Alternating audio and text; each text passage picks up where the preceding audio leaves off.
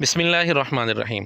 ناظرین، سیدنا خالد بن ولید رضی اللہ تعالیٰ عنہ کا ایک واقعہ مرزا جہلمی نے بیان کیا کہ وہ اسلام قبول کرنے کے بعد سیدنا سالم رضی اللہ تعالیٰ عنہ کے پاس قرآن کریم سیکھنے کے لیے جاتے ہیں تو انہیں کہتے ہیں کہ سب سے پہلے مجھے وہ آیات سنائیں جو میرے باپ کے بارے میں اتری تھیں۔ آپ بولتے ہیں خالد بن ولید جب مسلمان ہوئے وہ انہوں نے سین فلمایا عمر سیریز کے اندر، وہ سالم کے پاس آتے ہیں تو سالم کو آگے کہتے ہیں سب سے پہلے تو مجھے وہ آیات یاد کروانا جو میرے باپ کے بارے میں نازل ہوئی ہے۔ تو انہوں نے وہ سین پھر فلمایا ہے، وہ آیات پڑھتے ہیں، وہ پھر پیچھے پیچھے ریپیٹ کرتے ہیں۔ اور یہ واقعہ مرزا جہلمی نے کئی ویڈیوز میں بیان کیا ہے۔ ایک ویڈیو میں یہی واقعہ بیان کرتے ہوئے مرزا جہلمی نے کیا کہا، آپ وہ بھی سن لیں۔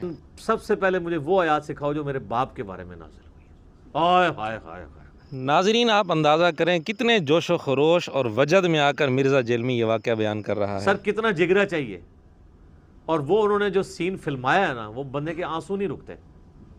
آپ اگر عمر سیریز میں وہ دیکھ لیں کہ کیا کیفیت ان کے اوپر طاری ہوتی ہے، کتنا ان کو پسینہ طاری ہو جاتا ہے۔ اب مرزا جہلمی نے یہ واقعہ بیان کیا اور اس کے لیے کسی کتاب کا حوالہ نہیں دیا بلکہ فلم کا حوالہ دیا ہے۔ اگر یہی واقعہ کوئی اور بیان کرتا اور مرزا جہلمی نے اس کی تردید کرنی ہوتی تو مرزا نے پتہ کیا کہنا تھا۔ ریزن یہ ہے کہ جب تک ہم بکش مسلمان نہیں بنتے نا جی، اس وقت تک ہم کبھی بھی کسی کامن ٹرم کے اوپر اکٹھے نہیں ہو سکتے۔ خدا کے لیے عقل سے کام لیں، سنی بڑھو ٹنی نہ بڑھو۔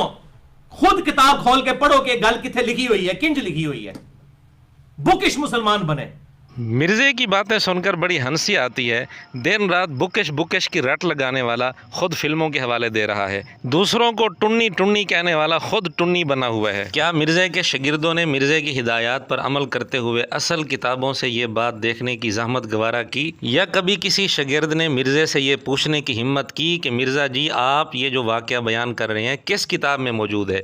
آپ تو فلم کا حوالہ دے رہے ہیں۔ بہرحال پہلے کی طرح ہم اب بھی یہی گزارش کرتے ہیں، جہلمی فرقے کا کوئی آدمی اس واقعہ کا صحیح سند کے ساتھ کسی کتاب میں حوالہ پیش کر دے، سب سے پہلے جو حوالہ پیش کرے گا اس کو ہماری طرف سے 1000 روپیہ انعام میں دیا جائے گا۔ بلکہ اگر کوئی ضعیف متصل سند کے ساتھ بھی یہ واقعہ ہمیں دکھا دے تو اس کو بھی ہم 100 روپیہ انعام میں دیں گے تاکہ اس کی محنت ضائع نہ ہو۔ ویسے تو مرزے کے شاگردوں کے لیے کوئی مسئلہ نہیں ہے، مرزے سے فون پر رابطہ کر کے فوراً حوالہ پوچھ سکتے ہیں، کیونکہ مرزے کا دعویٰ ہے تو میں سورہ فاتحہ اتنی روانگی کے ساتھ نہیں آتی جس طرح مجھے قرآن و سنت کے دلائل ازبر یاد ہے الحمدللہ، تو مجھے تیاری کی ضرورت نہیں ہے۔